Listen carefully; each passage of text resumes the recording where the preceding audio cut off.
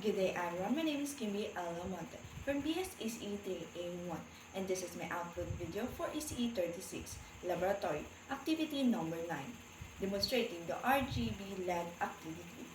Now I will show first the procedure number 2, the digit color code.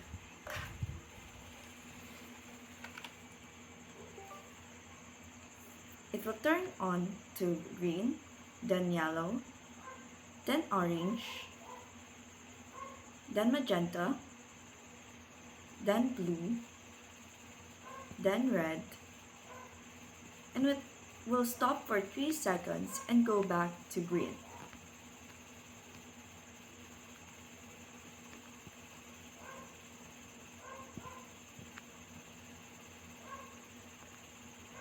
Now I will display procedure number 3, the smooth color transition effect, 4 colors only. It will start from color yellow,